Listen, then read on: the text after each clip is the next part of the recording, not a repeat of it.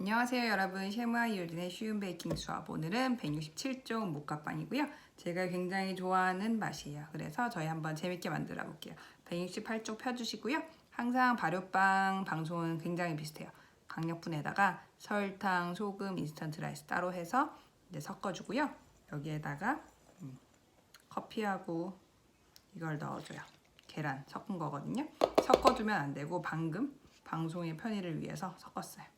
이렇게 해서 날가루가 안 보이는 상태가 되면 버터를 넣죠. 항상 기억을 해주세요. 가루 들어가고 액체 들어가고 그 다음에 기름 성분. 이렇게 날가루가 안 보이는 상태가 되면 이제 버터를 넣을게요.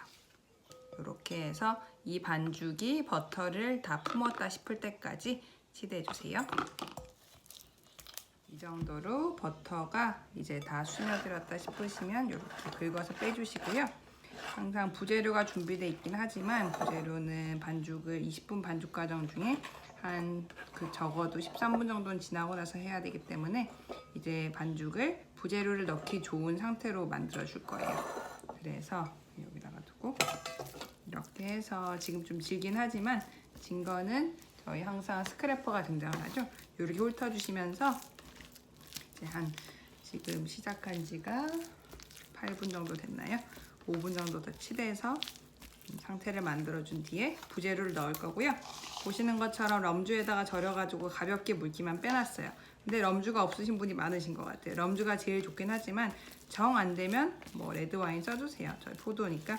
그래도 럼주만큼의 풍미를 따라가기는 조금 한계가 있다는 거를 생각을 해주시고요. 특히 모카빵은 커피 향이 있기 때문에 럼주가 제일 잘 어울려요. 그래서 어떤 한국의 어떤 지역이든지 저도 여기저기 시골에서 살아보고 했는데 제과 재료상은 있을 거고 럼주는 구하실 수 있을 거니까 럼 레진 사지 마시고요. 네, 가공품이라서 풍미가 다르기 때문에 꼭 제과용 럼주로 해서 다른 빵은 몰라도 모카빵은 럼주를 양보하지 마시고 그렇게 해주세요. 모카빵이 사실 처음에는 아까 가루류하고 반죽 섞으실 때 보셨겠지만 건조하거든요. 그러다가 버터가 들어가면서 살짝 질어지는 것 같다가 지금처럼 건포도가 들어가기 전에는 이 정도의 상태가 돼야 돼요. 그래서 이제 건포도를 넣으면 건포도가 이렇게 물기를 뺏긴 했지만 그래도 이게 살짝 이제 진 게 느껴지거든요. 그래서 지금으로 봐서는 저 많은 건포도를 이 반죽이 어떻게 품을래야 싶긴 하지만 지금부터는 열심히 품어서 이 과정 자체가 제 책의 구게로프랑 닮았어요. 그래서 잘 해주셨으면 좋겠고요. 아마 저도 건포도를 평소엔 안 좋아하거든요. 건포도가 들어가는 제 책의 유일한 레시피가 아닌가 싶은데 크랜베리는 좋아해요. 그래서 구게로프에도 일부러 크랜베리를 넣고요. 근데 모카빵에는 크랜베리가 안 어울리는 게 커피 향이 그 구수한 그런 게 있는데 크랜베리는 새콤한 맛이 강해서 잘 안 살더라고요. 그렇기 때문에 여기는 평소 건포도 안 좋아하시는 분들도 건포도를 써주셨으면 좋겠고요. 이런 식으로 해서 자꾸 건포도가 당연히 도망을 가죠. 도망을 가도 이렇게 품어주시면서 총 20분 반죽 과정 중에 최종 7분 과정이고요. 자꾸 이렇게 하시면 사람이 이겨요. 사람이 이기니까 걱정하지 마시고 모카빵이 그 한국인의 향수를 자극하는 그런 게 있어서 저한테도 그렇고요. 그래서 굉장히 받는 사람이 좋아해요. 좋아하기 때문에 이 공이 아깝지 않게 이렇게 잘 하셔서 반죽 마무리하도록 하겠습니다. 그리고 혹시 반죽이 질어서 좀 빡세다, 만지기 빡세다 하시면 이렇게 덧가루 살짝 쓰셔도 돼요. 과하게 쓰신 마시고요. 이렇게 해서 좀 더 반죽이 매트해지니까 계속 칠해주시면 됩니다. 반죽이 처음하고는 몰라보게 이렇게 바뀌었죠? 네, 드디어 건포도를 다 품었어요. 굉장히 만족스러워요. 이렇게 하셔가지고 이제 1차 발효를 해야겠죠? 1차 발효 나올 때마다 말씀을 드리지만 여기에는 40분 1차 발효 하라고 했는데 냉장 발효 하셔도 좋아요. 그렇기 때문에 냉장 발효 하실 때는 냉장고에 하룻밤, 즉 8시간 정도 넣어주시고요. 그 다음에 1시간 실온에 두셔가지고 냉기 빼고 휴지로 넘어가시면 되고요. 네, 그래서 1차 발효 하도록 하겠습니다. 잘 이렇게 칠해주시고요. 항상 여밈새가 아래로 건포도가 막 튀어나올 거예요. 크게 괴념치 마시고요. 혹시 너무 신경 쓰이면 이렇게 숨기셔도 되긴 하지만 별 상관은 없어요. 이렇게 해서 보울에 담고 혹시 들어붙을 수 있으니까 덧가루 살짝 분칠하듯이 살짝만 이렇게 하셔가지고 덮어두고요. 그 사이에 작업대 항상 깨끗하게 치워주시고요. 2차 발효를 하는 동안 모카빵의 생명이라고 할 수 있는 비스킷을 만들 거고요. 버터 풀고 설탕 섞고, 설탕하고 소금하고 같이 들어있어요. 일반적인 쿠키하고 굉장히 비슷하기 때문에 익숙한 분들이 많으실 거예요. 첫 번째 회차에서 설탕을 다 흡수했다 싶으시면 나머지 넣고 설탕이 안 보일 때까지 매끄럽게 섞어주세요. 다음에 계란하고 커피를 넣고 섞는데, 늘 보시겠지만 나눠서 섞으시는 게 좋거든요. 다 섞였다 싶으면 그 다음에 커피를 넣고 매끄럽게 섞어주시고요. 이렇게 해서 다 섞었으면 이제 남은 건 가루밖에 없어요. 그래서 옆에다가 두고, 가루를 섞을 때는 거품기를 쓰는 경우가 거의 없거든요.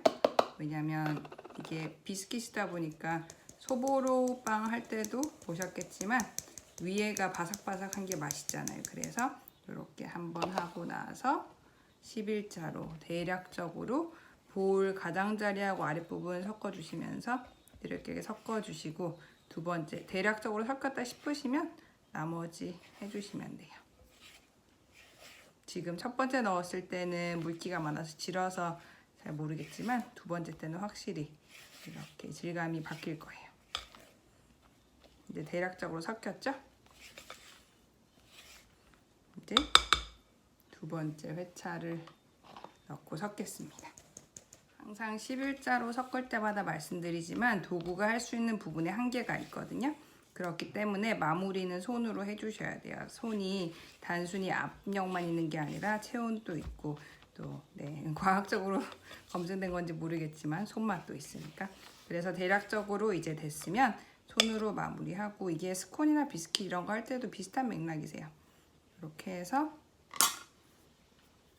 한 덩이로 절대 빵처럼 치대지 마시고요.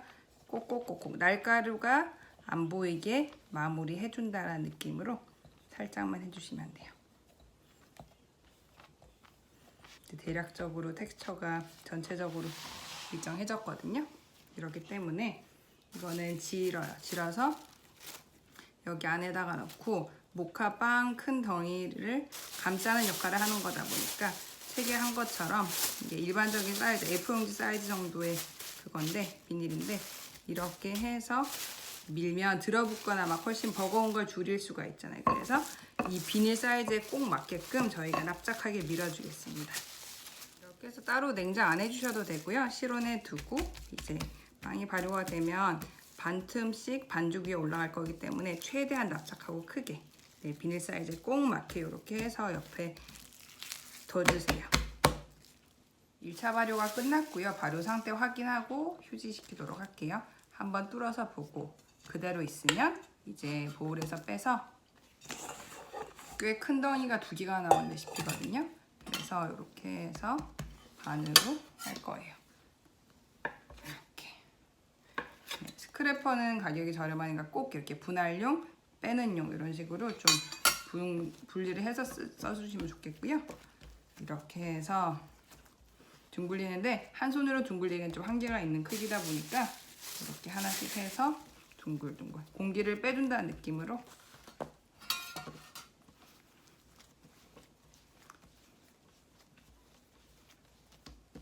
이렇게 해서 두고요. 그 다음에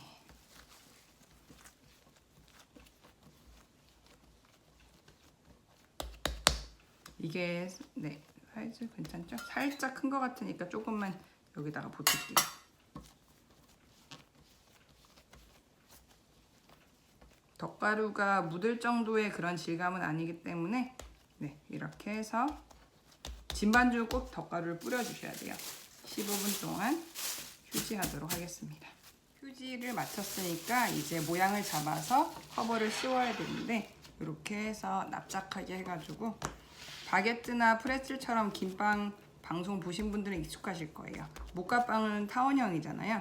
이렇게 해서 하나를 했고요. 제가 두 번째 잡을 때 좀 더 자세히 보여드릴게요. 지금 해버려가지고 한번 보세요. 이렇게 해서 납작하게 해서 3분의 1 접고 3분의 1 접고 그 반을 다시 접는 거예요. 접는 건데 이 시접 부분이 풀리면 빵 아래쪽이 안 예쁘기 때문에 꼭꼭꼭꼭꼭꼭 눌러주시고요.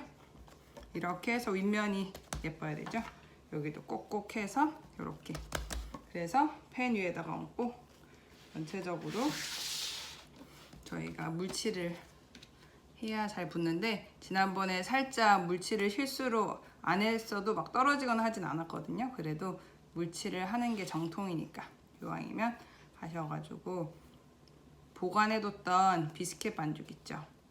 비스켓 반죽을 이렇게 해서 반을 잘라놨어요. 비닐재 가위로 이렇게 잘라놨으니까 이렇게 해두면 큰 수고 안 들이고 이거를 이렇게 할 수가 있거든요. 스티커 벗기듯이. 어릴 때 갖고 놀던 판박이 이런 게 생각이 나는데, 이렇게 해서 커버를 꼭꼭꼭꼭 씌워주시고요. 지금 살짝 떨어졌는데 이렇게 해서 최대한, 지금은 가로로 했잖아요. 가로로 이렇게 했는데 혹시 세로로 하셔도 되거든요. 중요한 거는 가로 세로가 중요한 게 아니라 전체적으로 다 굴곡 없이 씌워지는 거예요. 왜냐면 이게 그거니까, 저희가 또 베이킹 파우더하고 들어가도 부풀거든요. 부푸니까 어차피 모양은 위에 크랙이 있을 거고, 이렇게 해서 잘 씌워주세요. 위에 혹시 이렇게 뜯어졌으면 이렇게 하셔가지고 최대한 이 차후 작업으로 손으로 해가지고 매끄럽게 만들 거예요. 그렇게 해서 2차 발효를 할 거기 때문에 이렇게 내가 할 수 있는 만큼 최대한 커버가 됐다. 어차피 크랙이 생길 거지만 매끄럽게 아랫부분도 한번 이렇게 만져주시고요. 네, 다 쌓였어요. 왜냐면 위에 비스킷 부분이 납작하게 미셨다면 충분히 반죽을 커버할 정도의 사이즈거든요. 이렇게 해서 빵 아랫부분까지 이게 덮여야 맛있으니까. 이렇게 해서 2차 발효 하고 나서 굽도록 하겠습니다. 네, 물 덮어놔주세요. 2차 발효 상태를 확인해보고 오븐에 구울 거고요. 이렇게 강력분 묻혀서 눌러보고 아래쪽을 눌러보세요. 그대로 있으면 저희 오븐에 넣도록 하겠습니다. 소보로 빵이나 모카빵처럼 위에 쿠키 반죽을 더 씌워서 하는 빵은 막 보통 빵들처럼 확연하게는 덜 부풀거든요. 위에가 잡아주기 때문에. 하지만 잘 부풀고 있고요. 조금씩. 그다음에 이렇게 해서 25분 굽는 중에 한 13분 정도 지났으면 한 번 더 편 빼셔가지고 색 골고루 나도록 그렇게 해주시면 돼요. 딱 굽고 보여드릴게요. 네, 저희 오늘 모카빵 만들어 봤고요. 이 책에 커피가 베이스가 되는 레시피가 아마 모카빵이랑 티라미수일 것 같아요. 근데 책을 구입하신 분들 중에 저처럼 아이 초등학생 키우고 이러시는 분들은 커피가 꺼려지시잖아요. 하지만 모카빵이나 티라미수나 사실 커피가 주인공이기 때문에 굳이 막 바꾼다면 초코 우유 이런 걸 바꿀 수가 있겠지만 이름부터가 모카고 티라미수도 그렇고, 그래서 이왕이면 안 바꾸셨으면 좋겠고요. 건포도 역시 크랜베리도 대체를 하지 않는 이유가 건포도와 이 커피만의 그 궁합이란 게 있으니까 웬만하면 여기에는 대체를 안 해주셨으면 좋겠어요. 진짜 본연의 그걸 살리기 위해서는. 그리고 에스프레소라고 쓰지 않고 제가 굳이 이런 분말을 추천드린 이유가 이렇게 해야 집집마다 큰 농도 차이나 이런 게 없지, 에스프레소를 써놓으면 사실 이게 실패를 할 가능성이 더 높아진다고 생각을 했기 때문에 이렇게 썼고요. 그래서 맛있으려고 먹는 빵이니까 강력분, 방력분이라고 웬만하면 통밀가루 이런 걸 대체하지 마시고요. 그냥 정통 클래식대로 가시는 게 안전하게 가실 수 있을 거예요. 가장 공정이나 모든 게 비슷한 건 소보로빵이고, 소보로빵 방송을 보신 분들은 사실 방송 크게 안 보시더라도 모카빵은 이제 커버가 되실 것 같아요. 그래서 재밌게 만들어 보셨으면 좋겠고요. 많이 만들어 보시고 저한테 후기, 커멘트나 이런 걸 들려주시면 제가 아는 선에서 최대한 답변을 드리도록 할게요. 그래서 모카빵 다음 방송은 제가 기다리던 우피파이를 할 거고, 모카빵이랑 또 완전 분위기가 다른 그런 거니까 그 방송도 재미나게 봐주셨으면 좋겠습니다. 이런 식사빵처럼 그런 뭔가 무색무취의 빵보다는 확실히 매력이 있잖아요. 빵인데 뭔가 조금 간식, 뭐 케이크처럼 먹을 수 있는 그런 느낌이 있으니까 맛있게 만들어 보세요. 그러면 여기까지 하도록 하겠습니다. 오늘도 방송 봐주셔서 고맙습니다. 빵을 보여드리기 위해서 자르긴 했는데 사실 이런 식으로 막 떨어지고 이러니까 뜯어먹는 게 제 멋이죠. 그래서 맛있게 만들어 보시고 저한테 좋은 의견 들려주세요. 고맙습니다.